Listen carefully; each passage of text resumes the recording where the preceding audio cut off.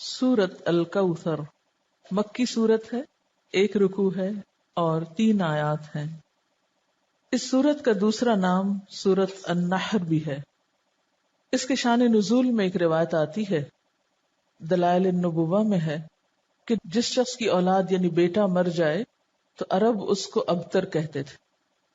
ابتر کہتے ہیں جڑ کٹے کو، کہ اس کی نسل ختم ہو گئی۔ جس وقت آپ کے صاحبزادے قاسم یا ابراہیم کا علیہ السلام بچپن میں ہی انتقال ہو گیا تو کفار مکہ نے آپ کو ابتر کہہ کے پکارنا شروع کر دیا یا تانا دینے لگے۔ ایسا کہنے والوں میں عاص بن وائل کا نام خاص طور پر ذکر کیا جاتا ہے۔ اس کے سامنے جب آپ کا ذکر کیا جاتا، آپ کی کوئی بات کی جاتی تو نفرت سے کہتا اس کی بات چھوڑ دو، یہ کچھ فکر کرنے کی چیز نہیں، کیونکہ وہ تو ابتر ہے، اس کو ختم ہونے دو، اس کا تو کوئی نام لینے والا بھی باقی نہیں رہے گا۔ جب اس کا اپنا انتقال ہو گیا تو کوئی بھی اس کو یاد نہیں رکھے گا، کیونکہ عربوں کے ہاں بیٹے ایسی چیز تھے جن پر وہ بھروسہ رکھتے تھے اور جنہیں اپنی شان اور عزت کی چیز سمجھتے تھے۔ تو اس پر اللہ تعالیٰ نے آپ پر یہ سورت نازل فرمائی۔ بسم اللہ الرحمن الرحیم، انا اعطیناک الکوثر، بے شک ہم نے آپ کو کوثر عطا کی۔ کوثر کا لفظ کاف تے رے سے ہے، کثرت کے معنی میں۔ اس کے کئی مفہوم بتائے گئے ہیں۔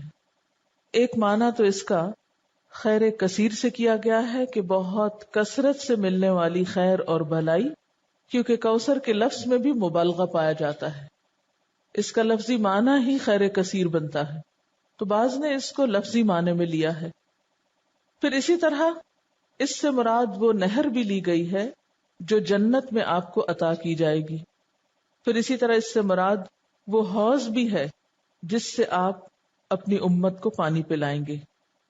ابن کثیر نے کوثر سے مراد خیر کثیر ہی لیا ہے، کیونکہ خیر کثیر میں پھر ساری چیزیں آ جاتی ہیں، وہ جنت کی نہر بھی آ جاتی ہے، حوض کوثر بھی آ جاتا ہے، اور آپ کو جو فتوحات دنیا میں نصیب ہوئے، اسلام کا بول بالا ہوا، آپ کا مشن آپ کی زندگی میں مکمل ہوا، یہ تمام چیزیں اس ایک لفظ میں شامل ہو جاتی۔ گویا جتنی نعمتیں آپ کو ملی ان سب کے لیے ایک جامع لفظ ہے کہ آپ کے دشمن آپ کے بارے میں جو بھی کہیں، لیکن ہم نے آپ کو خیر کثیر عطا کر دی ہے، وہ خیر کثیر جس کا سلسلہ دنیا سے شروع ہو کر آخرت تک جاتا ہے، یعنی صرف آخرت میں نہیں، دنیا میں بھی آپ کو خیر کثیر عطا ہوئی۔ اس کے بارے میں کچھ احادیث بھی ہیں۔ حضرت انس کہتے ہیں کہ ایک روز آپ صلی اللہ علیہ وسلم مسجد میں ہمارے درمیان تھے، اچانک آپ پر ایک قسم کی نیند یا بے ہوشی سی طاری ہوئی، پھر ہنستے ہوئے آپ نے سر مبارک اٹھایا۔ ہم نے پوچھا، اے اللہ کے رسول صلی اللہ علیہ وسلم، آپ کے ہنسنے کا سبب کیا ہے؟ آپ نے فرمایا کہ مجھ پر اس وقت ایک سورت نازل ہوئی ہے، یعنی اس سورت کے نازل ہونے پر آپ مسکرائے۔ پھر آپ نے بسم اللہ کے ساتھ یہ سورت کوثر پڑھ کر سنائی۔ پھر فرمایا، تم جانتے ہو کوثر کیا چیز ہے؟ ہم نے کہا اللہ و رسولہ عالم۔ آپ نے فرمایا یہ ایک نہر ہے جس کا میرے رب نے مجھ سے وعدہ فرمایا ہے، جس میں خیر کثیر ہے، اور وہ حوض ہے جس پر میری امت قیامت کے روز پانی پینے کے لیے آئے گی۔ اس کے پانی کے پینے کے برتن آسمان کے ستاروں کی تعداد میں ہوں گے۔ اس وقت بعض لوگوں کو فرشتے حوض سے ہٹا دیں گے تو میں کہوں گا میرے پروردگار یہ تو میری امت ہے۔ اللہ تعالیٰ فرمائے گا آپ نہیں جانتے کہ ان لوگوں نے آپ کے بعد کیسا دین اختیار کیا، یعنی نام آپ کا لیتے تھے لیکن طریقے آپ والے نہیں تھے۔ بہرحال اس نہر کے بارے میں معراج کے واقعے میں بھی کچھ تفصیلات ملتی ہیں۔ بخاری کی روایت ہے، آپ صلی اللہ علیہ وسلم نے معراج کے واقعے میں فرمایا، میں ایک نہر پہ پہنچا جس کے دونوں کناروں پر خولدار موتیوں کے ڈیرے لگے تھے۔ میں نے جبریل سے پوچھا یہ نہر کیا ہے؟ اس نے جواب دیا یہ کوثر ہے۔ یعنی آپ کو معراج کے سفر پر وہ نہر دکھائی گئی جس میں پانی بہ رہا تھا یا جو بھی چیز، مگر اس کے کناروں کے اوپر خولدار موتی تھے۔ سیدنا ابو عبیدہ نے حضرت عائشہ سے پوچھا کہ کوثر سے کیا مراد ہے؟ انہوں نے کہا کوثر سے ہر وہ بھلائی مراد ہے جو اللہ نے آپ کو عطا کی۔ ابو بشیر کہتے ہیں کہ میں نے سعید بن جبیر سے کہا، یعنی مختلف لوگ اس کے بارے میں سوال جواب کرتے رہے، کہ لوگ کہتے ہیں کہ کوثر جنت میں ایک نہر کا نام ہے. سعید نے جواب دیا جنت والی نہر بھی اس بھلائی میں داخل ہے جو اللہ نے آپ کو عطا کی ہے. گویا مختلف آراء ہیں اس بارے میں، لیکن حقیقت یہ ہے کہ اس میں وہ تمام بھلائیاں شامل ہیں جو اللہ سبحانہ تعالیٰ نے رسول اللہ صلی اللہ علیہ وسلم کو عطا کی. آخرت کی بھلائیوں کے علاوہ دنیا کی بھلائیاں اگر آپ دیکھیے جن کا ذکر اور پھر اس سے پہلے بھی والضحى واللیل اذا سجا ما ودعك ربك وما قلى وللآخرة خیر لك من الأولى وَلَسَوْفَ يُعْطِيكَ رَبُّكَ فَتَرْضَى. تو یہ جو ہے وَلَسَوْفَ يُعْطِيكَ رَبُّكَ فَتَرْضَى یہ بھی اسی خیر کثیر میں شامل ہے. پھر اسی طرح أَلَمْ نَشْرَحْ لَكَ صَدْرَكَ وَوَضَعْنَا عَنْكَ وِزْرَكَ الَّذِي أَنْقَضَ ظَهْرَكَ وَرَفَعْنَا لَكَ ذِكْرَكَ یہ بھی خیر کثیر میں شامل ہے جو آپ صلی اللہ علیہ وسلم کو عطا ہوا. آپ کو قرآن جیسی نعمت دی گئی اور صحابہ کرام جیسے مخلص ترین ساتھی عطا ہوئے جنہوں نے اپنی جانیں قربان کر کے اس مشن کو پروان چڑھایا جو آپ اللہ کی طرف سے لے کر آئے تھے. اب بات یہ ہے کہ جب بھی کسی کو کوئی نعمت ملے تو اسے کیا کرنا چاہیے؟ اس کا حق ادا کرنا چاہیے. اور کسی نعمت کا حق کب ادا ہوتا ہے؟ جب انسان اللہ کی مرضی اور اطاعت کے کام کرتا ہے. اس لیے فرمایا فَصَلِّ لِرَبِّكَ وَانْحَرْ پس نماز پڑھیے اپنے رب کے لیے اور قربانی کیجیے. اس سے ایک بہت بڑے سوال کا جواب ملتا ہے کہ اللہ کا شکر کیسے ادا کیا جائے. آپ کو بھی خیر کثیر مل رہی ہے قرآن کی نعمت، تو اس کے شکرانے کے لیے بھی خاص نوافل پڑھنے ہیں، ٹھیک ہے، اور اس کے ساتھ صدقہ بھی کرنا ہے کیونکہ اسی طرح شکرانہ ادا کیا جاتا ہے. ایک طرف بندہ اللہ کا حق نہ بھولے اور دوسری طرف بندوں کا نہ بھولے. عام طور پر اس موقع پر خوشی منائی جاتی ہے اور پھر خوشی منانے میں سب کچھ اپنے اوپر ہی خرچ کر لیا جاتا ہے. یہ صرف چند ظاہری مخصوص چیزوں سے خوشی منانے کا تصور سامنے آتا ہے، جبکہ خوشی منانے کے کئی طریقے ہیں اور خاص طور پر محروم لوگوں کو ایسے موقعوں پہ یاد رکھنا. مسلمان کی زندگی میں تو جو بھی خوشی کا موقع آتا ہے وہ تنہا نہیں مناتا اس کو. اسی لیے چھوٹی عید و بڑی عید و دونوں میں آپ نمازیں پڑھتے ہیں، ایک میں صدقہ فطر ادا کرتے ہیں، دوسرے میں قربانی کرتے ہیں. اس کے علاوہ بھی جو بن پڑے یتیموں، غریبوں، مسکینوں اور ضرورت مند افراد کو دیتے ہیں. اور یہی اصول رکھیے زندگی بھر، جب بھی کوئی نعمت ملے فَصَلِّ لِرَبِّكَ اپنے رب کے لیے نماز پڑھیے، جھک جائیے، وَانْحَرْ اور قربانی کیجیے. نحر بنیادی طور پر اونٹ کی قربانی کو کہا جاتا ہے، یعنی قربانی ٹھیک ٹھاک قسم کی. اونٹ سب سے بڑا جانور ہے نا، تو اپنی حیثیت کے مطابق جو بھی اللہ توفیق دے. اسی لیے کہا جاتا ہے کہ حضرت عبداللہ بن عمر نے شاید سورۃ البقرہ کے خاتمے پر 7 اونٹ ذبح کیے تھے. عربوں کے ہاں سب سے بڑی دولت اونٹ تھی، ان کی متاع یہی تھی. اور کسی کو آنر دینا ہوتا تو اس کے آنے پر اس کی مہمانی میں اونٹ ذبح کیا کرتے تھے، مرغی بکری نہیں بلکہ اونٹ. تو اسی طرح صدقے کا جو انتہائی تصور ہے، یہ بڑی سے بڑی چیز اللہ کی راہ میں دینا ہے، وہ کیا ہے؟ جو بن پڑے میکسیمم انسان کو دینے میں وہ دے اللہ کے راستے میں. وَانْحَرْ اور قربانی کیجیے، یعنی نحر سے مراد اونٹ کی قربانی. اور اس کا مسنون طریقہ کیا ہے کہ اس کا پاؤں باندھ کر حلقوم میں نیزہ مارا جاتا ہے، کھڑا کر کے اس کو قربان کیا جاتا ہے. اسی سے پتہ چلتا ہے. ویسے تو قربانی کے لیے اور لفظ بھی آتے ہیں نا، لیکن یہاں نحر سے خود بخود واضح ہو رہا ہے کہ یہ اونٹ کی، کیونکہ صرف اونٹ کو اس طرح ذبح کیا جاتا ہے، باقی جانوروں کو لٹا کے ذبح کیا جاتا ہے. اور ویسے بھی آپ صلی اللہ علیہ وسلم کو حکم تھا قُلْ إِنَّ صَلَاتِي وَنُسُكِي وَمَحْيَايَ وَمَمَاتِي لِلَّهِ رَبِّ الْعَالَمِينَ. تو فَصَلِّ لِرَبِّكَ دکھاوے کی نماز نہیں، وہ جو پچھلی صورت میں آئی ہے الَّذِينَ هُمْ يُرَاءُونَ وَيَمْنَعُونَ الْمَاعُونَ. ایک تو اپنے اندر کے حرص اور بخل ختم کرنے ہیں، اور دوسری طرف دکھاوے کی نماز نہیں، فَصَلِّ لِرَبِّكَ کرنی ہے. وَانْحَرْ اور قربانی بھی اپنے رب کے لیے کرنی ہے. نتیجہ کیا نکلے گا؟ إِنَّ شَانِئَكَ هُوَ الْأَبْتَرُ دشمنوں کو اللہ خود سنبھال لے گا، برا چاہنے والے خود مصیبت میں گرفتار ہو جائیں گے. عموماً کیا ہوتا ہے جب انسان کو نعمت ملتی تو ساتھ ہی حاسد بھی پیدا ہو جاتے ہیں نا، ساتھ ہی جیلسیز شروع ہو جاتی ہیں، خواہ دین کی نعمت ملے یا دنیا کی ملے. یہ ایک انڈرسٹوڈ سی بات ہے. تو آپ صلی اللہ علیہ وسلم صادق اور امین تھے، لوگوں کی آنکھوں کا تارا تھے. جب سے آپ کو نبوت ملی ابو جہل ابو لہب ناراض ہو گئے، ساری حمایتوں سے دستکش ہو گئے، اپنے ہی خاندان کے لوگ مخالف اور دشمن ہو گئے، ادھر اہل کتاب دشمن بن گئے. ہاں؟ ان کو کیا ہوا؟ وہ تو اتنے انتظار میں تھے. ان کو بھی حسد مار گیا کہ ہمارے قبیلے سے کیوں نہیں آئے، ہماری بنی اسرائیل میں سے کیوں نہیں آپ نکلے. تو یہ شیطان انسان کو چھوٹی چھوٹی چیزوں میں آ کے الجھا دیتا ہے، معمولی معمولی چیزوں کو انا کا مسئلہ بنا کر انسان کو حق سے دور کر دیتا ہے. تو ایسے موقع پر انسان کو پرواہ نہیں کرنی چاہیے. اللہ جو بھی نعمت عطا کرے خیر کثیر پھر دین ہی کے کانٹیکسٹ میں ہے، کیونکہ آپ صلی اللہ علیہ وسلم کو تو سب سے بڑا انعام خاتم النبیین ہونے کا آنر ملا تھا، اور آپ پر دین مکمل ہوا تھا، سب سے بہترین کتاب آپ پر اتاری گئی تھی. تو یہ سب کچھ خیر کثیر میں آتا ہے، آپ کے آنر میں یہ سب کچھ. تو آپ کو ان سب چیزوں کا شکرانہ ادا کرنے کے لیے نماز اور قربانی کی طرف متوجہ کیا جا رہا ہے، اور دشمنوں کے حسد سے بچنے کا بھی بہترین طریقہ ہے. جہاں دیکھیں کوئی شخص بہت مخالفت کر رہا ہے اور مخالفت کی وجہ آپ کو پتہ چل رہی ہو کہ حسد ہے، کچھ بھی نہیں اور وجہ کوئی دلیل نہیں، اس کے پاس صرف جیلس ہے، تو ایسی صورت میں کیا کریں؟ 2 نفل پڑھ کے اللہ سے مدد مانگے. کسی قسم کی پریشانی کی ضرورت نہیں، اللہ کے حضور جھک جائیں، دعا کریں. نمبر 2، صدقہ خیرات کریں.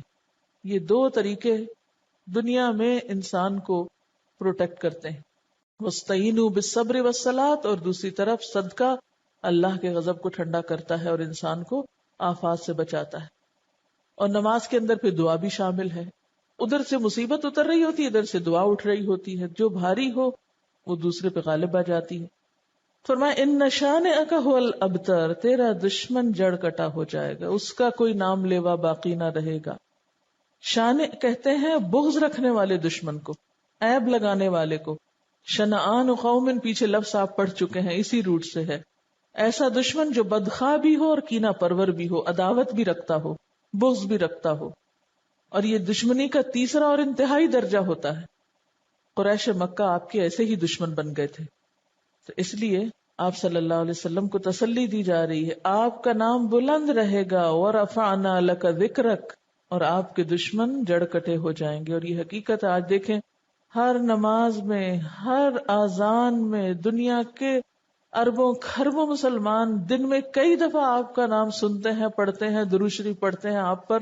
ایک دن میں پوری دنیا کے مسلمانوں کے درود شریف کو آپ جمع کر لیں، اگر ویسے بھول بھی جائیں تو نمازوں میں ہی جو درود شریف ہے تو کتنا آپ کا نام لیا جاتا ہے، کتنا آپ کا ذکر خیر کیا جاتا ہے، کیسی کیسی آپ کی تعریف ہوتی ہے. اور یہ سلسلہ قیامت تک چلتا ہی جائے گا، بڑھتا ہی جائے گا. یعنی آپ کے دور میں جتنے لوگ آپ کا نام لینے والے تھے اس سے اب تعداد میں کتنے زیادہ ہیں جو آپ کا نام لینے والے ہیں. اور پھر قیامت کے دن بھی اللہ تعالیٰ آپ کو مقام محمود عطا کرے گا، جب ساری مخلوق کی زبان پہ آپ کی تعریف جاری ہو جائے گی. اور آپ کے دشمنوں کو کیا ہاتھ آیا؟ جب تک تاریخ کی کتاب اٹھا کے نہ دیکھیں نہیں پتا چلتا عاص بن وائل کون ہے، نہیں پتا چلتا ابو جہل کا نام کیا تھا اور ابو لہب کا نام کیا تھا اور وہ کیا کرتے تھے اور ان کا کیا معاملہ اور قصہ تھا، عام لوگوں کو نہیں پتا. اور اس کے مقابلے میں آپ صلی اللہ علیہ وسلم کا نام ہمیشہ کے لیے بلند ہو گیا. اس سے جو بات ہمیں پتہ چلتی ہے اور جو سبق سیکھنے کا ہے وہ کیا ہے کہ انسان اللہ کی نعمتوں پر نظر رکھے، پازیٹو سوچ اختیار کرے، نعمتوں کا شکرانہ ادا کرے، نعمتیں اور ملیں گی. مخالفتوں کی پرواہ نہ کرے، مخالفتیں دم توڑ جائیں گی، اس لیے کہ اللہ سبحانہ و تعالی خود حفاظت کرنے والا ہے. جو شخص اپنے رب کو منانے اور راضی رکھنے میں کامیاب ہو گیا وہ محفوظ ہو گیا. جس نے رب کا سہارا تھام لیا، جس نے اس پہ توکل کیا، جو اس کی مدد کے لائق ہو گیا، جس پر اس کا فضل ہو گیا، پھر اس کے لیے کوئی بھی پریشانی باقی نہ رہے گی انشاءاللہ. سورۃ الکافرون مکی سورت ہے، 1 رکوع ہے، 6 آیات ہیں. صحیح احادیث سے ثابت ہے کہ آپ صلی اللہ علیہ وسلم طواف کی 2 رکعتوں، فجر اور مغرب کی سنتوں میں قل یا ایھا الکافرون اور سورۃ اخلاص پڑھا کرتے تھے. اسی طرح آپ صلی اللہ علیہ وسلم نے بعض صحابہ کرام کو فرمایا کہ رات کو سوتے وقت یہ سورت پڑھ کر سو گے تو شرک سے بری قرار پاؤ گے.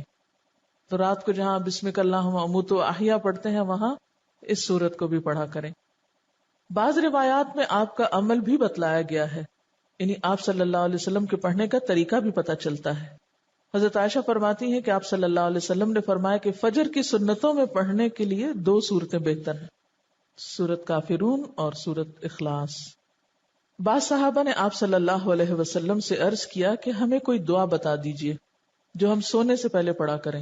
آپ نے قل یا ایھا الکافرون پڑھنے کی تلقین کی اور فرمایا کہ یہ شرک سے برات ہے، کیونکہ شرک ایسا گناہ ہے جو معاف نہیں ہوگا. تو اگر انشاءاللہ ہر روز پڑھیں گے تو اللہ تعالیٰ اس سے بچنے کی توفیق بھی دیں گے.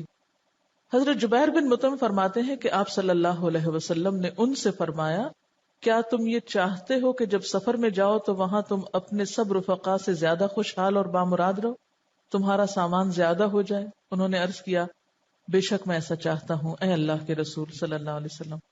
آپ نے فرمایا کہ آخر قرآن کی 5 صورتیں کافرون، نصر، اخلاص، فلق اور ناس پڑھا کرو، یعنی سفر کے موقع پر بھی پڑھا کرو. ہر سورت کو بسم اللہ سے شروع کرو اور بسم اللہ ہی پر ختم کرو، یعنی اگلی سورت سے پہلے پھر پڑھو. حضرت جبیر کہتے ہیں کہ اس کے بعد میرا حال یہ تھا کہ سفر میں اپنے 2 ساتھیوں کے مقابلے میں خستہ حال ہوتا تھا. آپ کی اس تعلیم پر عمل کرنے کے بعد میں سب سے اچھے حال میں رہنے لگا. ایک مرتبہ آپ صلی اللہ علیہ وسلم کو بچھو نے کاٹ لیا تو آپ نے پانی اور نمک منگوایا، اور یہ پانی یعنی پانی میں نمک ڈال کے یہ پانی کاٹنے کی جگہ لگاتے تھے اور قل یا ایھا الکافرون اور قل اعوذ برب الفلق اور قل اعوذ برب الناس پڑھتے جاتے تھے. یعنی اس سورت سے دم بھی کیا جا سکتا ہے. اب اس سورت کا شان نزول کیا ہے؟ ابن اسحاق کی روایت میں ہے کہ ابن عباس سے مروی ہے. ابن اسحاق جو ہسٹورین ہے، سیرت نگار ہے، اس نے ابن عباس سے روایت کیا ہے کہ ولید بن مغیرہ، عاص بن وائل اور اسود بن عبد المطلب اور امیہ بن خلف آپ کے پاس آئے اور کہا آؤ ہم آپس میں اس پر صلح کر لیں کہ 1 سال آپ ہمارے بتوں کی عبادت کیا کریں، 1 سال ہم آپ کے معبود کی عبادت کریں گے. اسی طرح ابن عباس سے روایت ہے کہ کفار مکہ نے باہمی مصالحت کے لیے یہ صورت پیدا کی تھی، اور جھگڑا ختم کریں، 1 سال تمہارا 1 ہمارا. اور یہ بھی کہا تھا کہ آپ ہمارے بتوں میں سے بعض کو صرف ہاتھ لگا دیں، ٹچ کر دیں تو ہم آپ کی تصدیق کرنے لگیں گے. یعنی ایک دفعہ آپ ان پہ شفقت کا ہاتھ پھیر دیں تو پھر ہم کیا کریں گے؟ آپ کے معبود کی عبادت شروع کر دیں. تو اس موقع پر جبریل علیہ السلام یہ سورت لے کر نازل ہوئے کہ دین کے معاملے میں کوئی کمپرومائز نہیں. بسم اللہ الرحمن الرحیم. قل یا ایھا الکافرون، کہہ دیجئے اے کافرو. پورے قرآن پاک میں یہ انداز نہیں ہے کافروں کو بلانے کا، لیکن اس موقع پر نام لے کر پکار کر کہا جا رہا ہے. الکافرون سارے مراد ہیں، لیکن خصوصی طور پر جن کے بارے میں یہ سورت نازل ہوئی. اور یہ بھی یاد رکھیے کہ یہ سورت مکی دور کے آخری حصے میں نازل ہوئی، جب آپ نے ان پر ساری حجت تمام کر دی تھی اور پھر وہ آپ کو ایسی آفرز دے رہے تھے. آپ ایک عرصے تک اپنی قوم کو یا قومی کہہ کے پکارتے تھے، اے میری قوم، اے بنو ہاشم، اے قریش. لیکن اب یہاں اے کافرو کہہ کے پکارا گیا، اور حجت تمام کرنا بھی مقصود تھا. تو قل یا ایھا الکافرون، کہہ دیجئے اے کافرو، لا اعبد ما تعبدون، میں عبادت نہیں کرتا ان کی جن کی تم عبادت کرتے ہو. یعنی کسی قیمت پر میں تمہارے معبودوں کی عبادت نہیں کر سکتا. آپ کو یاد ہوگا کہ ابتدائی دور میں بھی آپ کو کچھ آفرز دی گئی تھی. جب ابو طالب زندہ تھے، کفار مکہ میں سے کچھ سردار آ کر یہ آفر کر رہے تھے آپ صلی اللہ علیہ وسلم کو کہ آپ چاہیں تو آپ کے قدموں میں جتنی چاہیں دولت لا کے ڈھیر کر دیتے ہیں، جس لڑکی سے چاہیں شادی کر دیتے ہیں، مکہ کا سردار بننا چاہتے ہیں تو وہ بنا لیتے ہیں، لیکن ہمارے معبودوں کی توہین نہ کرو، ان کو کچھ نہ کہا کرو، لا مت کہو، الا اللہ کہتے رہو لیکن لا مت کہو، ان کو کچھ نہ کہو. لیکن آپ صلی اللہ علیہ وسلم نے ان میں سے کسی بات کو تسلیم نہیں کیا. اس سے یہ بات پتہ چلتی ہے کہ دین کا کام اس وقت تک ہو نہیں سکتا جب تک انسان اپنی بات کا پکا نہ ہو. دین کے اصولوں پہ کمپرومائز نہیں کیا جا سکتا. اچھا، ہمارا عام طور پر حال کیا ہوتا ہے؟ بعض اوقات ہم دوسرے کا دل رکھنے کے لیے اس کی غلط باتیں لے لیتے ہیں. ہم کہتے ہیں چلو پہلے اس کو مانوس کر لیں، کچھ غلط کام ان جیسے کر لیں، اور پھر اس کے بعد ہم ان کو سمجھا لیں گے. یہ طریقہ درست نہیں ہوتا. مثلا کوئی شراب پی رہا تو آپ کے چلو میں اس کا دل رکھنے کو تھوڑی سی پی لوں، پھر اس کے بعد اس کو تبلیغ کر کے سمجھا دوں گی کہ یہ حرام ہے، پہلے ذرا میں کمپنی تو دوں اس کو. یہ نہیں ہو سکتا، اس لیے کہ جب آپ کا اپنا عمل غلط ہوگا تو آپ دوسرے کو کس منہ سے منع کریں گے؟ آپ کی کون سنے گا پھر؟ اصل بات یہ ہے کہ باطل دوئی پرست ہے، حق لا شریک ہے. شعر ہے اصل میں، باطل دوئی پرست، دوئی پسند یعنی کہ اس میں بے وفائی ہے، بہت سارے بت ہیں، حق لا شریک ہے. حق کی خوبی کیا ہے کہ اس میں بس ایک الہ ہے، دی اونلی ون. شرکت میانہ حق و باطل نہ کر قبول.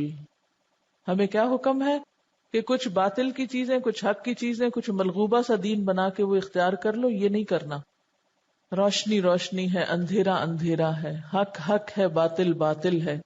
اس لیے دین کے معاملے میں کمپرومائز نہیں کرنا، سمجھوتے نہیں کرنے، اصول پر قائم رہنا ہے، استقامت اختیار کرنی ہے، اور خصوصاً عقیدے کے معاملے میں، توحید کے معاملے میں کسی قسم کی کوئی مداہنت نہیں برتنی. قل یا ایھا الکافرون لا اعبد ما تعبدون، میں نہیں عبادت کرتا جن کی تم عبادت کرتے ہو، ولا انتم عابدون ما اعبد، اور نہ تم عبادت کرنے والے ہو جس کی میں عبادت کرتا ہوں، ولا انا، اور نہ میں عابد عبادت کرنے والا ہوں، ما عبدتم جن کی تم نے عبادت کی. اب دیکھیے یہاں ایک دفعہ مضارع کا صیغہ ہے اور دوسری دفعہ فاعل کے وزن پر آ رہا ہے، ایک دفعہ عابدو ہے، دوسری دفعہ عابدن ہے. یعنی نہ کی ہے، نہ کروں گا، اور نہ کرنے والا ہوں، مجھ سے تم پوری طرح مایوس ہو جاؤ، یہ نہیں ہو سکتا. یعنی ایک ہی بات کو مختلف انداز میں کہا گیا ہے، مختلف پیرایوں میں بیان کیا گیا ہے کہ ہر طرح کا شک دور کر لو، کسی بھی شکل میں، کسی بھی طور پر کوئی کمپرومائز نہیں ہو سکتا. ولا انا عابد ما عبدتم ولا انتم عابدون ما اعبد، اور نہ تم عبادت کرنے والے ہو جس کی میں عبادت کرتا ہوں. لکم دینکم ولی دین، تمہارے لیے تمہارا دین اور میرے لیے میرا دین. جیسے ایک اور جگہ پر آتا ہے نا، لنا اعمالنا ولکم اعمالکم، کیونکہ یہ دو راستے اکٹھے نہیں ہو سکتے، ایک جیسے نہیں، یہ دو نظریے جمع نہیں ہو سکتے.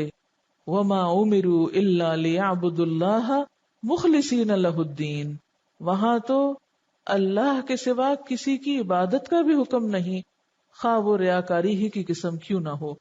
اس لیے کہ دونوں کی سوچ فرق، دونوں کا طرز زندگی فرق، اور دونوں کا انجام فرق. یہ کہاں اکٹھے ہو سکتے ہیں؟ یہ تو زمین اور آسمان ہے، یہ تو مشرق و مغرب جتنی دوری رکھتے ہیں آپس میں، دونوں ایک دوسرے کے بالکل اپوزٹ ہیں. بسم اللہ الرحمن الرحیم. قل یا ایھا الکافرون لا اعبد ما تعبدون ولا انتم عابدون ما اعبد ولا انا عابد ما عبدتم ولا انتم عابدون ما اعبد لکم دینکم ولی دین. پاک اور ناپاک ایک جیسے نہیں ہوتے، مسلم اور مجرم فرق ہوتے ہیں، دین پڑھے ہوئے اور نہ پڑھے ہوئوں کی زندگی مختلف ہوا کرتی ہے، جاننے والے اور نہ جاننے والے برابر نہیں ہوتے، نیکی اور برائی ایک نہیں ہوتی. افنجعل المسلمین کالمجرمین ما لکم کیف تحکمون. اس لیے قرآن پڑھنے کے بعد وہ میزان ہاتھ آتی ہے، وہ معیار ہاتھ آتا ہے جو نہ پڑھنے والوں کے پاس نہیں ہوتا. اس لیے عقائد میں، عبادات میں، اخلاق میں، معاملات میں لازمی طور پہ فرق آنا چاہیے، اور اگر فرق نہیں آیا تو گویا کچھ بھی نہیں پڑا. اللہ اکبر اللہ اکبر لا الہ الا اللہ واللہ اکبر اللہ اکبر وللہ الحمد. سورت النصر مدنی سورت ہے، ایک رکوع ہے، 3 آیات ہیں. نزول کے اعتبار سے یہ آخری سورت ہے، یعنی مکمل سورت کے اعتبار سے. جس وقت یہ نازل ہوئی تو بعض صحابہ سمجھ گئے کہ اب آپ صلی اللہ علیہ وسلم کا آخری وقت آ گیا ہے، اسی لیے آپ کو پھر تسبیح و تحمید اور استغفار کا حکم دیا گیا، جیسے ابن عباس نے روایت کیا ہے. اذا جاء نصر اللہ والفتح، جب اللہ کی مدد آ گئی اور فتح نصیب ہو گئی. اللہ کی مدد کا کیا مطلب ہے؟ اسلام کا کفر پہ غلبہ، مسلمانوں کا کلچر عام ہونا. اور والفتح، فتح سے مراد یہاں فتح مکہ ہے، وہ شہر جو آپ کا مولد و مسکن تھا، لیکن کافروں نے آپ کو اور صحابہ کرام کو وہاں سے ہجرت پر مجبور کر دیا. چنانچہ 8 ہجری میں جب مکہ فتح ہو گیا تو لوگ جوق در جوق مسلمان ہونے لگے، فوج در فوج مسلمان ہونے لگے. اس سے قبل 1-2 لوگ مسلمان ہوا کرتے تھے، گروپس میں لوگ مسلمان نہیں ہوئے تھے. فتح مکہ سے لوگوں پہ یہ بات واضح ہو گئی کہ آپ اللہ کے سچے پیغمبر ہیں اور دین اسلام سچا دین ہے جس کے بغیر اب نجات ممکن نہیں، نہ دنیا میں نہ آخرت میں. اس لیے اذا جاء نصر اللہ والفتح، جب اللہ کی مدد آ گئی اور فتح نصیب ہو گئی، جس کا ذکر پیچھے کیا گیا تھا. وَأُخْرَى تُحِبُّونَهَا نَصْرٌ مِّنَ اللَّهِ وَفَتْحٌ قَرِيبٌ، جس فتح قریب کا وعدہ کیا گیا تھا وہ فتح مبین، فتح مکہ کی شکل میں نصیب ہو گئی. وَرَأَيْتَ النَّاسَ يَدْخُلُونَ فِي دِينِ اللَّهِ أَفْوَاجًا، اور تم نے دیکھا لوگوں کو کہ اللہ کے دین میں فوج در فوج داخل ہونے لگے، یعنی بہت بڑی تعداد لوگوں کی مسلمان ہو گئی. کہتے ہیں کہ صرف یمن سے 700 لوگ مسلمان ہو کے آپ کے پاس پہنچے. اتنی بڑی بڑی تعداد میں اکٹھے مسلمان ہوئے جو راستے میں اذانیں دیتے ہوئے اور قرآن پڑھتے ہوئے آ رہے تھے، یعنی اسلام میں داخل ہونے کے بعد. تو ایسی نعمت جب نصیب ہو فسبح بحمد ربک، تو تسبیح کرو اپنے رب کی حمد کے ساتھ، یعنی اب فریضہ رسالت دین ادا ہو گیا، جو ذمہ داری تھی پوری ہو گئی، لہٰذا اب اللہ کی تعریف اور پاکی بیان کی جائے. واستغفر، اور خوب استغفار کی جائے. انہ کان توابا، بے شک وہ توبہ قبول کرنے والا ہے. کہتے ہیں کہ اس سورت کے نازل ہونے کے بعد آپ صلی اللہ علیہ وسلم جب کوئی نماز پڑھتے تو یہ دعا کرتے، سبحانک ربنا وبحمدک اللہم اغفر لی، یعنی استغفار اور تسبیح دونوں کو ملا کر پڑھا کرتے تھے، خصوصاً سجدے میں. یہ سجدے کی دعا بھی ہے نا.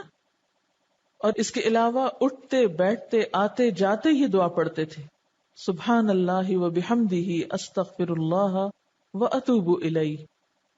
اور پھر حضرت ابو ہریرہ فرماتے ہیں کہ اس سورت کے نزول کے بعد آپ نے عبادت میں بڑا مجاہدہ فرمایا، یہاں تک کہ آپ کے پاؤں سوج جایا کرتے تھے. جیسے پیچھے بھی آپ کو کہا گیا تھا نا کہ وَإِذَا فَرَغْتَ فَانْصَبْ وَإِلَىٰ رَبِّكَ فَارْغَب، جب آپ اس کام سے فارغ ہوئے، اپنی ذمہ داری پوری کر لی، تو آپ پھر اپنے آپ کو عبادت کے لیے تھکاتے تھے. سبحانک اللہم وبحمدک اشہد ان لا الہ الا انت استغفرک واتوب الیک. السلام علیکم ورحمۃ اللہ وبرکاتہ.